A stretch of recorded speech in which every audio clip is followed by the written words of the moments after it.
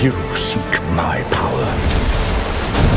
Journey beyond the edge of the world to the hidden sea. In the wrong hands, it would bring destruction. But in the hands of the true heir, it would unite all our kingdoms, above and below. So guys, tell me what it was like for you both to see this world realized for the first time on the big screen. Eye-opening for sure, right? Yeah, it was exciting. I remember there was one day, it might have been one of the first days that you went to go and work, and I went to go, see you on set, and you up there in your gold, and there's nothing but blue, or I forget what color the green screen was around. It's blue. Still blew my mind, but after seeing all the effects and everything come together, is really special. Yeah. How did you guys want to put your own stamp on these iconic, DC villains? Well, I think it, not to sound boring, but it starts with the script, I don't know how anyone else would have ever played it because I only know my Orm.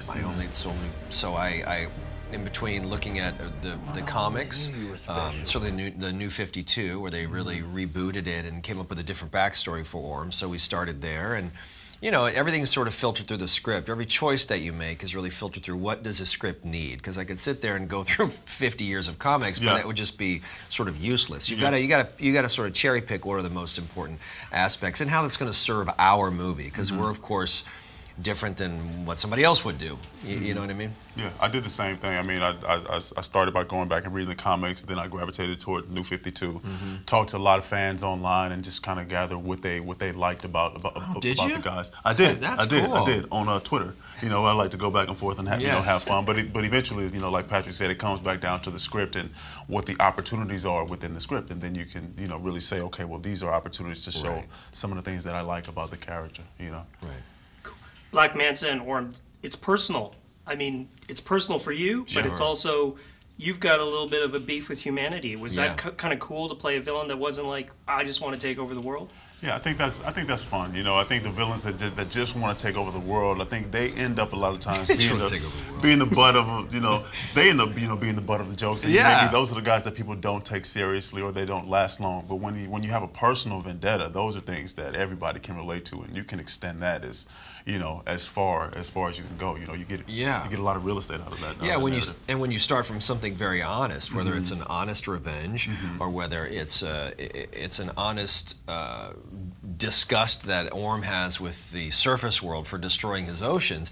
If you start from somewhere very small and realistic, then you can go as absurd as you want. And that's the fun of this movie, is it starts from a very heartfelt place, and you see Timur Morrison and Nicole Kidman open the movie, and it sets the tone, and you see their love and romance that gave us Aquaman, and then from there, we just blow it out of the water. Yeah. Literally. Would we get to see you guys come back for a sequel? I mean, Manta's got, Suicide Squad, Legion of Doom. Yeah, he's all over the place. He's all over. Like what I say is, Black Manta is going to be anywhere where Aquaman is going to be. You know what I mean? And in terms of sequels, man, I'm excited about putting out the first one first, and then if the phone rings, I'll see what happens. That's right. I mean? Yeah. Yourself? Well, Orm's a tricky one. I mean, of course, I'd love to play him again. We'll see where he goes. People go see the movie, then we can warrant that. And I think he's got certainly some unfinished business with Arthur. Yeah, I don't know. His partnership with people over the years. He's a specific guy. Yeah, you know what I mean? I don't see him playing well with others. Okay, thank you both, and thank you. Have a good day in Toronto. That was awesome.